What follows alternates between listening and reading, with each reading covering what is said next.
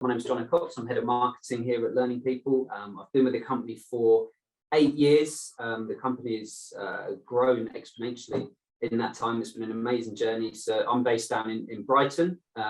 We have offices in Ireland, in Dublin, and also Sydney and Christchurch as well.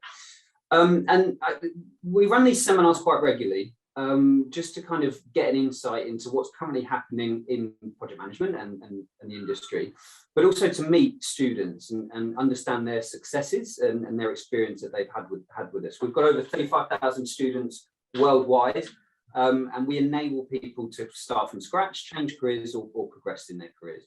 So we've got a couple of students that we're going to talk to today.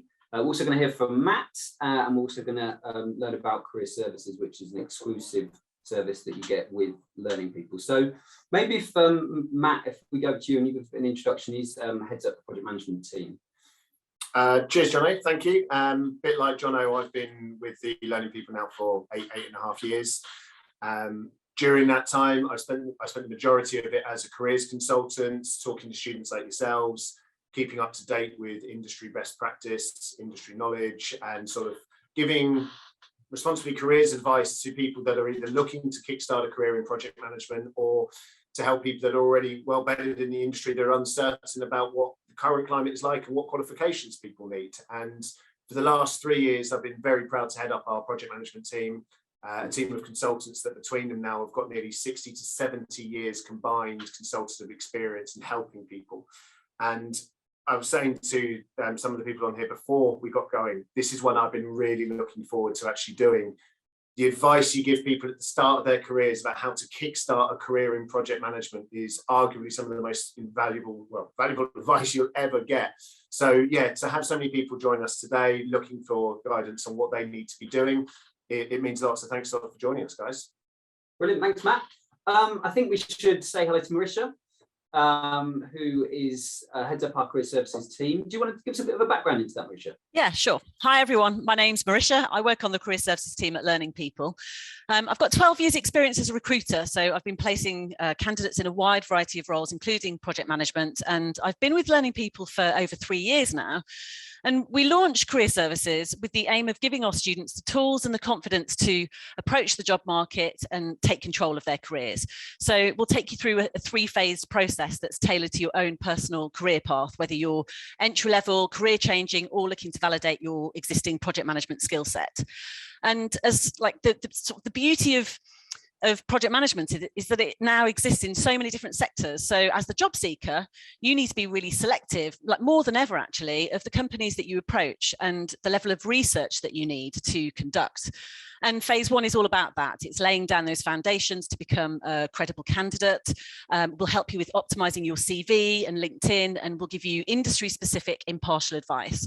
So another area that you need to pay attention to as well, which is often neglected in your job search, is the networking side, which we'll focus on in phase 2.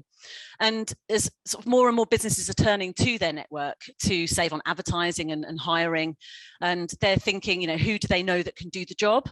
So for you, it's all about building your network. It's nurturing your network throughout this time, and because that is where the hidden job market is, it's through those people that you network with. So phase 3 is all about applying for jobs using multiple methods, not just job boards, and how to spot a good recruiter. And we'll also help you with interviews, and we'll support you all the way through to landing your role. So along with the 3 phases, we also run interactive work where we'll work with specific job search tasks with our students. And also we've got an alumni platform, which gives you the chance to share your experiences about your job search and build your own sort of project management community on LinkedIn with fellow students. So that's the sort of level of support that you'll get from us. We know what is needed from you to make your profile stand out from the competition, and we'll work alongside you to achieve that. That's it. Thanks, Marisha. It's great overview. And 2 people that have utilised Career Services are Bhavini and Michelle. How are you today, guys? You're both on mute at the moment. Yeah, I'm good, thank you. Good. And how are you, Michelle? Good, thank you. Good, yep. Good. Listen, thanks for joining us today. Really looking forward to understanding your journey and what it is that you're doing at the moment. So I think we'll start at the beginning. Maybe if we start with you, could you tell us just a little bit about why you came to the Learning People and what it is you're doing now? So I was looking for a career change. I've been working in retail for like 6 or 7 years, and I was kind of sick of working in retail. And I was actually inspired by people around me who were project managers to look into the course.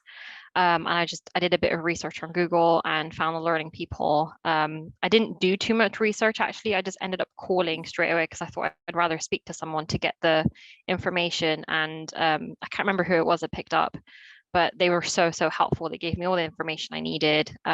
Just really honed down what you would be able to get from actually doing these qualifications and how they would help you, exactly like what Marisha explained. With the 3 steps of helping your career. And I just thought this would be a good way to start, even though I don't have any field experience. So yeah, I picked up the project management course. I did Prince 2, change management, agile Prince 2, and I'm currently working on my CAPM now. But I've passed all the other ones and just waiting for this one. And I actually got a job working in a change delivery team for a housing charity. So I'm a project support administrator, training to be a project manager. I've actually got a mentor who's helping me get the actual physical experience to be able to utilize the qualifications that I've learned into the actual project environment, which is just amazing. And I feel so lucky because of the experience that I've got through the methodology and then actually being able to practice it, and even having just such a supportive team to help me do that. So I just feel really lucky that I've been able to land such a great role after doing this. And I think it's only possible because of what I've learned from the course and gaining the qualifications and just having that support from the career services and even the tutors that are available online to help you through the course as well. They are prompt in responding, and they don't hesitate to help either, which is really lovely.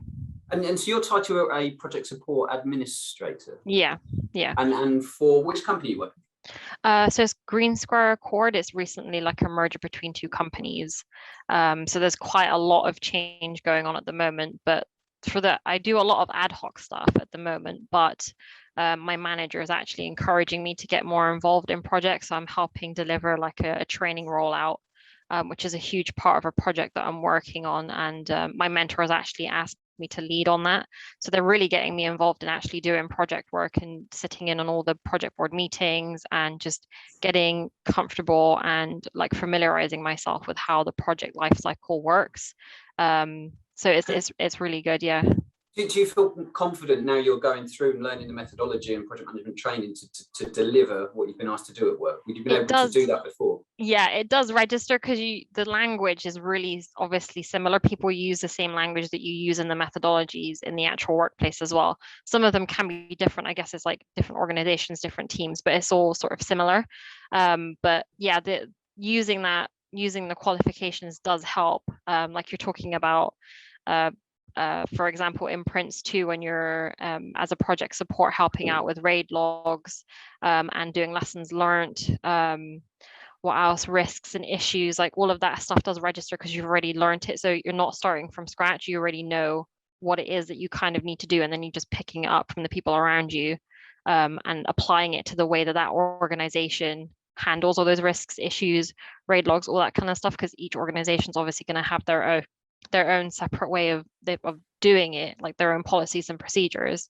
But yeah, for the most part, everything that you do learn in the qualifications does apply to the project lifecycle. It's just all dependent on people and environment, and obviously it's constantly changing. So and what's been the most challenging aspects of the job since you started, Bhavini? Is there any, have you come unstuck anywhere? I guess just with the actual experience side of it, because I've got the methodologies, I've got the actual qualifications. The part that I find difficult personally is just applying all of it. And taking that time to understand the way projects run, because it isn't perfect. You're not going to get a perfect project where everything lines up and you don't have any risks or issues.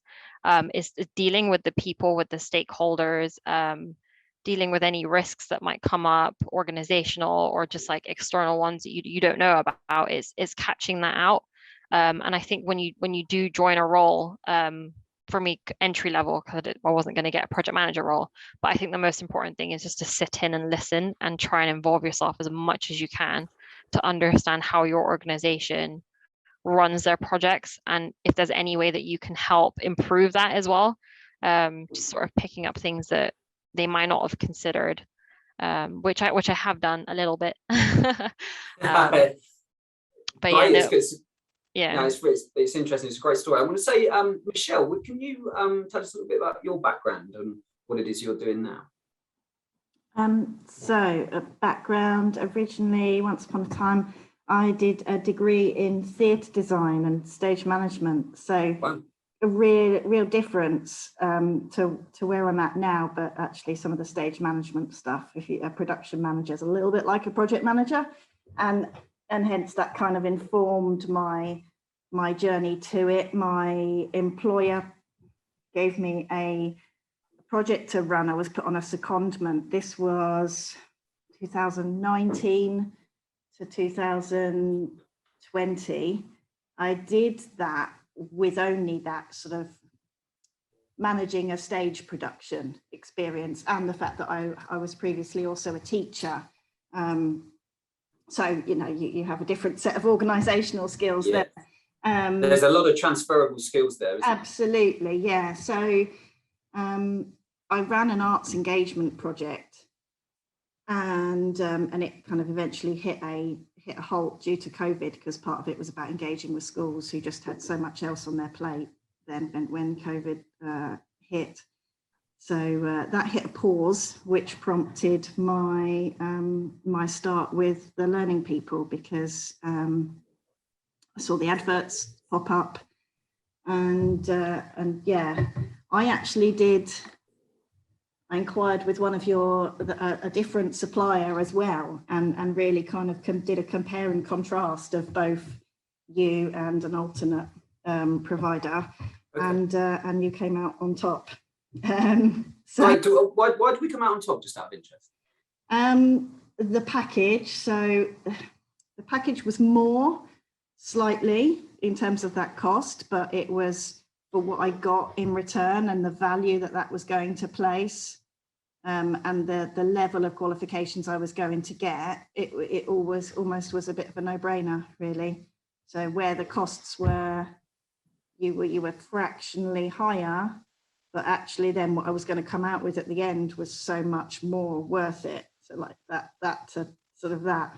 We pride ourselves on our service and the quality of the training. So it's really lovely. So, and it's great to have you as a student, Michelle.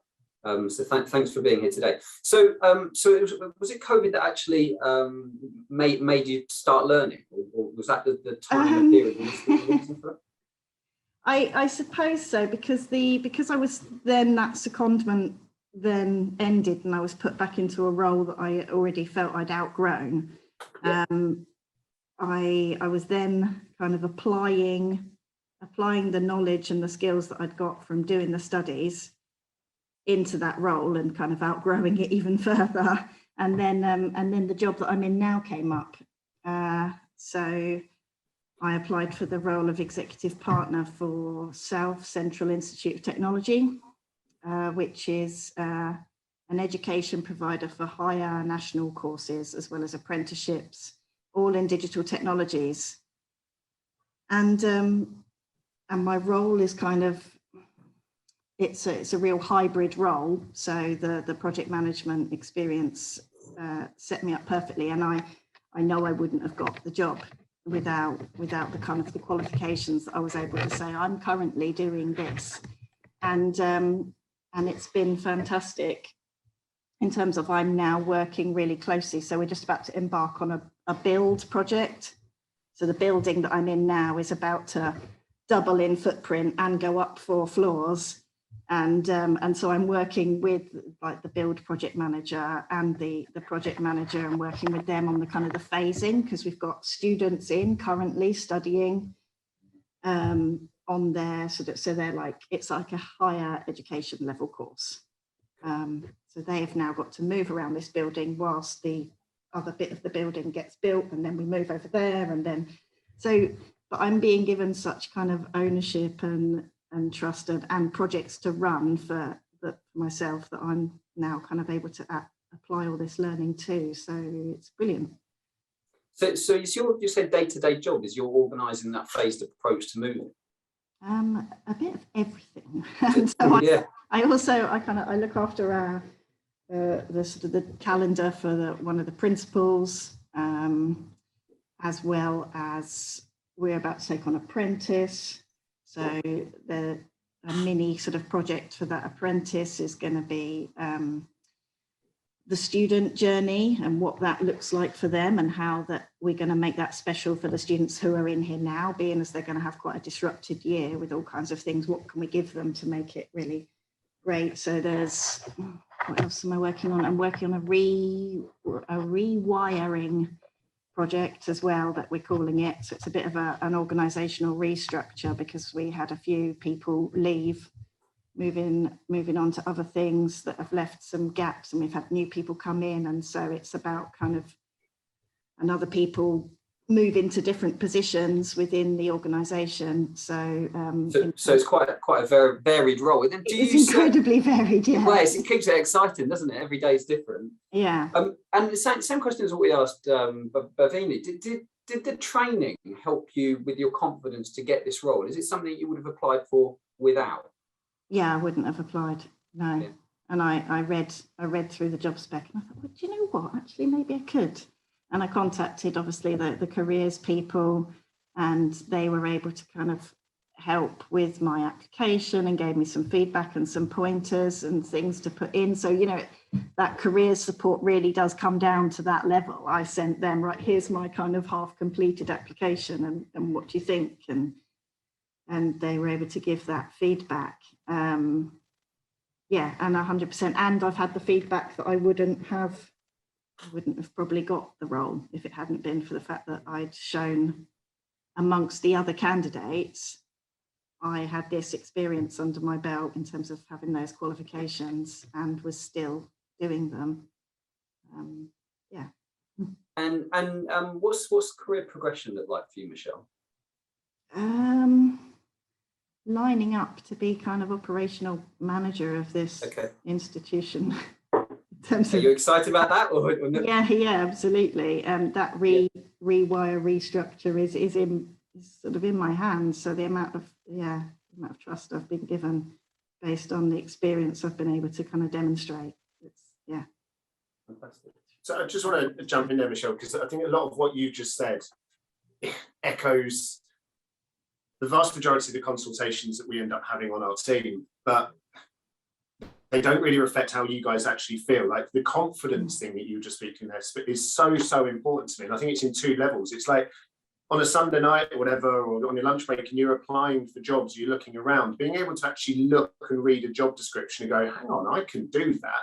Not just because you've got the certification that it asks for, but because you've had a better educational experience, you've had a better education, full stop, that means that you know that you can look around an interview room or look around a job site and go, I can do that, I'm better than my peers, I've had a better education, I've got a more versatile approach. I mean, hearing you both talk about everything from Prince 2 through to change management through to CAPMs just shows that, you know, when you are going for that interview, you know that you've had the confidence that you've had a better education, but you've also had the confidence instilled in you by the final step in the process from Marisha and her team regarding interview preparation. And I think that's probably the biggest change that I've noticed over the last 8 years that I've been working as a consultant and manager here, is that it used to just be about if you got Prince 2 on your CV, you could probably get a job. Now it's about the variety of the certifications and how much the job market has changed. And post-COVID, you know, recruitment has been turned on its head. But the one thing that remains is confidence. And you need it from the courses, but you also need it from people like career services like Marisha, Robin and Co. I think as I went and sort of did this outside of my employer as well, like I took it on myself. And again, that shows that sort of initiative. And I got myself out of a role that was sort of, you know, almost felt stuck in. It was like, where's my route out of here? You know, and they benefited along the way because I sort of pulled together different events for them whilst I was on my training. And then, the other role came up and I was able to make the leap out. You mentioned, we talk about transferable skills and variety. I mean, if the people often ask, why should I go into project management? Well, the variety on the role is huge, but the amount of industries you can work in is well, it's limitless. We'll speak to people in finance, construction, healthcare, retail, fashion, everything today. We just will. But the thing that I encourage all students to remember is don't get too hung up on the job title as well. Like, you might be sitting there thinking, I want to be a project manager. What is a project manager?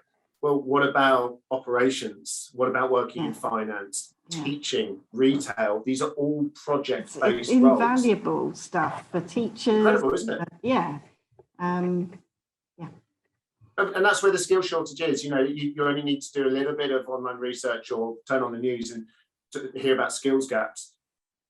It's now the #1 skills deficit in the UK is project management skills, because it's recognised that you can be a project manager in everything but that title. The majority of project managers that we train, that we get employment, end up in roles like operations, like marketing, like finance, logistics, all of these different things under other titles, because they've had the relevant training, but they've got the skills that come with being able to manage projects successfully.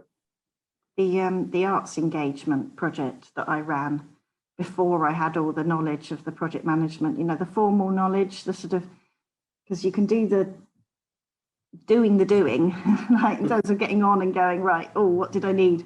But actually after I'd, hit the halt with that, then got myself onto the training, I was able to reflect on so much more that could have worked so much better with that project, all in hindsight of having had the benefit of the training and the knowledge. Somebody said also the Prince 2 was a bit like a catharsis for you, like a process of evaluation and reflection, but there was so many things about it that could have run better with that sort of, what is it, like staple sort of grounding of knowledge. But Bhavini, what does career progression look like for you? Because you said you're a project support administrator. You say you don't feel like a project manager yet. So in my organization, there's actually a role opening up for a trainee project manager. And within the first couple of weeks, it was discussed with my line manager that this was something that I wanted to pursue, and that they're going to potentially be opening that up for me to apply for. So there's a lot of scope for progression for me. And it isn't just doing the trainee PM. If that doesn't work out, they've got loads of other things that they can involve me in. And it is just about getting that experience and keeping those options open. I'm just happy to get the actual experience, and then surely the PM stuff will come later on. But because this is still entry level for me, I just want to learn as much as I can about the project environment. But yeah, it's the scope for progression is really good where I am. And how much more training have you got left to finish? With the learning people? Yeah, so I've just got my CAPM to complete, which I'm about 75% way through the course, aiming to finish it by December. But because I've extended it, the great thing about the course is that I'm actually able to pick up other courses alongside, because I still have access to doing it. So if I wanted to pick up like ITIL, for example, because IT project management is something that I'm interested in doing, I can do the course. And then if I wanted to pay for the exam, I could do that either separately or come back to you guys to see what there could be to be done with it. And my employers even said that if I do pick that up, that they'd be willing to pay for the exam as well. So yeah, depending on what I want to do after, if I want to pick up more courses, I will. And the great thing about the learning people is that as an alumni, they give you more opportunities, and they actually have those discussions with you to see whether you want to make your specialism like more niche. Because I mentioned that I wanted to do change IT, and they've given me ideas of what I could do to get the qualifications to do that. And because I'm already in a change environment, it's a great opportunity to like line me up to do that, because I'm working on IT projects as well. So there's a lot of scope. We're speaking about versatility in terms of what you do day to day. That should always be reflected in the versatility of your education. And I think a lot of people on this webinar will be like early stages of their career looking for advice. And my main bit of advice I give to most people is do not pigeon yourself with one particular framework. like Prince 2 it's been the de facto for years, but the reality is it is used by X amount of companies out there. Guess what? As many will be preferring the agile methodology, as many will be like looking for ITIL or other methods like Six Sigma. And the more that you can open up more doors for yourself by having the versatility in the way you can approach projects, like being able to look at a project from an agile methodology or from a Prince methodology, the better it is. But it is also really important to note that having a qualification that reaches wider when it comes to the human aspects of day-to-day project management. Just because you do your Prince or Agile doesn't make you a project manager. And a lot of employers know that you need to know about the day-to-day human skills of being a project manager. And that's why coupling those courses with something like a CAPM or an APM qualification is vital. And again, even which one you pick might depend on the market or the size of the employer, if you want to work abroad or stay within the UK. But never underestimate those day-to-day human elements of being a project manager. So the more versatile you can be, the brilliant, but you must have an education behind you that deals with the human aspects as well. We had a meeting yesterday and we were talking about the rise of ITIL, and Bhavini mentioned specialising in that, and it's expected to be more popular than Prince 2 moving forward. What is ITIL? It's a very good question. ITIL is traditionally found more in the IT sector. It's more of like dealing with infrastructures and libraries and that sort of thing, and service delivery. So if you are dealing with IT, having ITIL is definitely going to give you an advantage, that is for sure. But like a lot of things, a lot of good methodologies are then adopted by other industries as being adaptable. Like Prince 2 started in the public sector, but you now find it as a de facto in many other industries. Agile was very much software development, but Agile is now used in construction and finance as much as it is within that sector. So again, this is why we encourage you not to get pigeonholed. And this is the unpopular opinion I'm going to have. A lot of you will be asking friends, family, colleagues about, oh, what did you do when you started your career in project management 8 years ago? The industry's changed a lot in the last 2 years. The advice that got them into the sector 10 years ago by, oh, I just did my Prince 2 foundation, it got me a career in project management. It doesn't work like that anymore. So by all means, if you are like bending the ears of colleagues or friends, take on board what they said, but be aware that in 2021 and coming into 2022, it is far more competitive. And you do need to reflect the versatility about what company wants to see will get the job done, rather than just, you've got a bit of paper, brilliant, you've got the edge. It is definitely, and I'm sure Marisha, you'll back me up on that, wouldn't you? Yeah, absolutely. I've just been amazed over this past year how many different people we've been working with from such diverse backgrounds. It's amazing how much it's changed. It really is, and it's wonderful because it's really nice to be able to work with students and really sort of dig deep in terms of what transferable skills they have and how they can apply it in project management. So yeah, no, it has changed a lot. And industries as well, right? Because massively, I think if we went pre-COVID, our advice is typically like, stay in the industry you've got experience in, and then move into a project-based role. Look at there'll be some of you that have worked in retail recently, some of you that worked in hospitality and events, all sorts of logistics jobs, and the industry's taken a bigger hit, unfortunately. And it doesn't mean that you should stay in that industry for like blindsidedness. You can move into any sector you want. That's the thing, transferable skills, the fundamentals of managing budgets, people, risk analysis, all of these things that may or may not mean anything to career starters or career changes on this video, but this is what you learn about, applies in any sector. And I've mentioned it before, but we had somebody that came straight out of being a store manager and a project manager and everything but title, and then was charged with building a testing centre for COVID in their local area, because the logistics all remain exactly the same. It's about service and product delivery. And I think that's just paramount. You can go in any sector you want to work in. So we've got some questions that you've all sent in. So we'll work through some of those. These are kind of open questions for Michelle, Matt, and Marisha. And Bhavini as well. This is from Jordan. How can I get into project management after spending 22 years in a previous career in the military? To me, well, we do actually have a lot of armed forces that go into project management. Again, a lot of it will be project-based skills. The advice has to be through certification and education. In fact, the other way around, you get certified as a result of your education, but there's no better way of demonstrating to a new employer that you've got the transferable skills or taken on a new skill set than actually getting them validated. I'd always recommend going down the professional certification route rather than academic, because with academic courses, there can be a lot of interpretation, like what did you study, where did you learn that? Whereas if you're doing something like print, agile or APM, it's unified and recognized in every single country. Secondly, would be listen as much as possible to the advice you get from Marisha and her team, because it's one thing having it on your CV, knowing how to prepare for an interview in a new sector in an industry comes with experience of speaking to those that know better than you about it. And it can be quite humbling sometimes doing a career change, particularly if you come from seniority elsewhere, but just listen to the course, listen to the tutor support, listen if you've got the opportunity to do live lectures, but then listen to Marisha, Robin and co in career services, because they will be the ones that will get you over the line, as our wonderful guest today can also testify. Yes, Michelle, what advice would you give to the guys on the session today looking to maybe start their training and into career and project management? Can you hear me, Michelle? Maybe Bhavini, would you answer that one? I think she's frozen.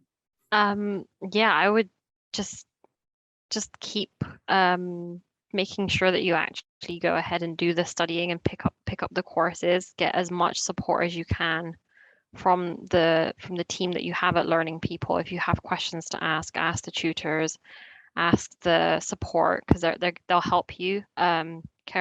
Services and what's it called?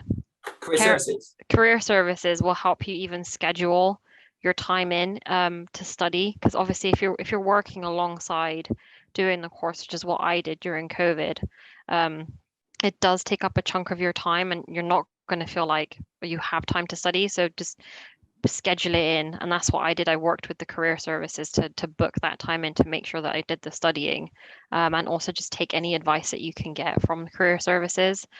Join the webinars that they have. I think it's every month, where they teach you different things, like going through your LinkedIn profile, going through your CV, and then send those across to the recruitment team as well, because they will go through it with you, and they will take that time out to give you the advice that you need to be able to move forward and actually apply for those jobs. And again, I think Matt mentioned not to get hung up on the actual titles of roles, because I did at first, thinking that I need to be put in as a junior project manager, or like even a trainee project manager, any sort of role that you can get that's in a project environment, whether it's entry level like me starting off not knowing anything, will just get you the experience you need to be able to move and give you that scope for progression. So I wouldn't get too hung up on the actual titles, because any role that's related to a project environment will get you that exposure that you need, and you can always ask and listen to people around you who you work with to get that advice and that information as well, because you'll learn so much more on the job than just having the qualifications too. And having that qualifications obviously helps, but the on-field experience is so much more. It just adds to it. So don't get hung up on the actual titles of it. I think that's really important. So would you say that it's been worth the investment? 100%. Yeah, definitely. Making the career change for me, like, it's actually propelled my future plans of what I want to do and the lifestyle that I want to have. And I just know that this was the right decision for me, because having these qualifications has given me the methodology and that sort of skill set, but it's also opened my eyes to the type of manager that I want to be when it comes around to be me becoming a project manager. And the experience that you get from working in project environments is so, I think it's amazing. I'm learning so much on the job, and having these skill sets that I got from Learning People has really, really helped me get there. I wouldn't have actually applied to any jobs or felt like I could have without the qualifications that I gained. Even just having Prince 2 and Agile is great. But for me, getting into this job, they actually saw that I had the change management and thought, oh, she actually knows what she's doing. So having that extra course that I added on actually gave me that edge to get the job. And I actually found change management really, really exciting. I think that's brilliant. It's we often speak about it on the project management team about the difference that the advice that we give makes. And it kind of links back to what Michelle was saying earlier about, she spoke to us and realised we were more, but that's what you want, right? This is an investment. You're in the position you're in now with investment. You're already talking about, your lifestyle and future because of the investment you made. And I'll go back to, I think I said earlier, my team's got 60 or 70 years combined experience. We understand that job market better than anybody else. Like, somebody enters the job market which is print to agile, it might be enough, but we knew what you wanted. We knew that the change aspect was going to be vital. We knew that you'd need the CAPM elements as well. And then you knew that you'd need the help from Risha and Robin and co as well about the career services aspect. That's where the investment is. So that's a brilliant story. Thank you for sharing. Yeah, you don't get, it's not like they're selling it to you to just sell it. They're actually giving you the advice to help you move forward with the career change that you're trying to make, which I just think is amazing. And yeah, it's definitely worth it. The money that you're paying is literally a fraction of what you could be earning. So if you do get a role in a project management environment as a project manager later on, once you've got that experience, the way I think about it is, I could have paid off that course, the amount that I've got, if I'd gone into a project manager role within a couple of months. Like, if you really think about it, the price is nothing. It's an investment for your life, and it will make a difference. Pretty powerful, isn't it? Yeah, don't have much to add to that. We literally haven't spoken about salaries on the job market, but that would be my advice in terms of is just do it. Like I said, if you're considering it, every day on the news you're hearing about skill shortages, and project management doesn't make it onto the news. It's not beat around the bush there, but the skills are. There's well over, on average, 50,000 roles each week across the UK asking for people with project related skills. That reached a peak recently of over 85,000.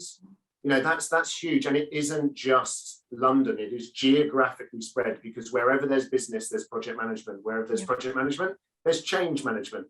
And I think that change is something that I'm glad you've embraced, because it is probably, that would be my tip at the moment. If you had to back a horse, it would be change management right now, because so many companies are going through organisational change as a result of pre and post pandemic. So yeah, there's definitely that there.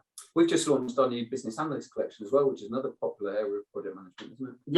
Yes, we have indeed. So business analysts, those sort of skills, the financial acumen, the ability to look at data, analyze data, and make more informed decisions has become yet another aspect of project management. And harping back to what I was saying earlier about the advice you got from friends and family that started their career 8-10 years ago, there's a chance you might even mention things like change and business analysts to them, and they wouldn't have a clue what you're talking about. And that highlights again how quickly the industry moves. Well, just to wrap this up, this is kind of a blended question that I think you, Marisha, and you have answered already, Matt. So where can project management take me in the next 5 to 10 years, and how has the pandemic affected project management? Where can that's from Jordan. It can take you anywhere and everywhere. It's going to underpin and kind of support so many different opportunities. In terms of how it's affected by COVID, I think, as you've just said, so many businesses are now undergoing a sort of process of change and adaptation. And so having the structure that the project management training and experience and knowledge, having that as the framework is going to put you in a better position to be adaptable and flexible as the workplace continues to evolve, I think. I assume I'm not all frozen up anymore, but. No, welcome back, Michelle. Yeah. No, I'd agree with that. Remote working has been a massive thing. I dare say some of you have been homeschooling. That's project management in itself at the highest level. But I think the pandemic has hit it massively. I still think the biggest change has probably been versatility in the industries. It's opened up moves from one industry to another unlike was unseen before. I think it's also, as an unintended consequence, it has highlighted the need to make sure that there's no wastage on projects. Companies don't have endless funds. They are finding that every industry's been hit by the pandemic in some shape or form.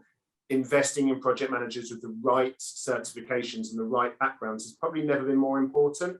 So I think in that respect, it's opened up huge numbers of opportunities for people that have got the right skill sets and have been qualified. I dare say, Marisha, you probably say it's impacted the recruitment process as well, would you say? Or? Sorry, I didn't hear that bit. No, I'd say you'd probably argue that it's, I've spoken about the industry and what the future is of project management. You'd probably argue that one of the biggest impacts on the pandemic's had on project management has been recruitment, full stop. Yeah. The process. Yeah, it has. It has. As I said before, it's just, I think companies now are just looking, I think they're opening up their eyes to people much more as well about like what skills they can bring to the table. I think that's the biggest thing that we're working on now with our students. It's that, what, talk through what your job is, what you're doing, and we'll kind of dig deeper and how does that relate to a project. And some of it is language, like simple terminology. But yeah, the number of the diversity now of students that are getting jobs in different industries is amazing. I was just working with a lady who she worked as an agent for a voiceover business with voiceover actors. So she was working with actors, scheduling, times, working with, like, it was a really sort of busy role. And she ended up working, she's got a job as a project planner, working parallel with an engineering team, so totally different industry, for a household name supermarket that and it's just like the difference in what she's gone from to all, but she showed all of those skills, but just from such a diverse industry, and all she needs to learn now is applying it and understanding more about the supply chain. But yeah, it's changed massively. I mean, it just sounds like the demand now for project managers is bigger than ever. Michelle, you froze before. I was just asking, what advice would you give to the guys on this session if they're looking to start their training? Do it. Simple. So I mean, goodness, I'd had my second child. I was like, coming up to 40 and feeling really stuck in a job. And you get to that sort of life point and you think, right, what do I want by the time I hit this? It's all just numbers, really, isn't it? But some people have particular milestones for themselves, don't they? And I thought, God, I don't want to be turning 40 and not happy in my career, and it all came together in the sort of just I started the new job about 8-9 days after my birthday, so yeah. But on the decision to do it, I mean, goodness, the sales, the people from Learning People that I was in touch with who were talking to me about it, it sounded sort of almost too good to be true, and it kind of raised my natural inner caution, and I thought, oh God, is this? And I've not regretted it once. I'm so happy that I took the decision to go ahead, and the Percipio platform is so great. It's really, really good. There's so much there as well, all the soft skills and all the extra stuff, all the bonus bits that you kind of have that access to. I actually showed it to our HR, our people services learning and development person, just yesterday, and she was like, oh, this is really great. So yeah. And exclusive to the Learning People, would hasten to add, as well in the yes, UK. It is. We are the only learning provider in the UK that has access to the Percipio platform. So yeah, that's good to hear. Good validation of that as well. Thanks, Michelle. Michelle, you sound happy, and for us, that's the most important thing. And the same with you, Bhavini, as well. Do you feel happy? Definitely, yeah. Like I said, it's not a choice that I regret making, because I just know it's going to set me up for what I want to be doing. Just having these qualifications and even having the support from Learning People to be able to pick up more courses if I choose to later on. The fact that it's just there is just also amazing, because I just want to continue learning now that I've started. I don't want to stop. And I think that if you're gonna start doing project management, I think it's really important to try and get as much as you can under your belt, just to open up even more doors for yourself. And that's why I want to do ITIL, just to open up even more doors. And the fact that learning people are going to be able to provide that is going to just be amazing for me. Fantastic. Well, I love these sessions. It's great to hear your story. And as Michelle said at the start, she saw the adverts for learning people, and obviously that's my job to market the courses. But to get down to where we are, 12 months further on, where you're absolutely, sounds like you're smashing your careers, you're happy. That is why we do what we do. So if I mean, the guys will be talking to a lot of people on the seminar today. What any advice? Pick up the phone. Just that a lot of you will already be mid-consultation, where you've probably got follow-up calls booked in with your consultants. If you've got any questions or any sort of reservations or uncertainties, pick up the phone to your consultant. They are proven to be the best people to answer and provide the solutions. And we'll be honest, if we can't overcome them, then we'd rather you weren't on the courses for that reason. It's got to be right for you. So yeah, if you are thinking about it, leave your details, get in contact with the team. If you're already in contact, pick up the phone for your follow-up calls and take it from there. Excellent. Michelle, Bhavini, thank you so much for joining us today and just for being wonderful students as well. And good luck with ITIL, Bhavini. Thank you. Thanks for having us. It's been great. Michelle, thank you as always. And everyone, thanks for joining us. We'll send this recording out as soon as we can. Have a lovely rest of the day. We'll see you next time.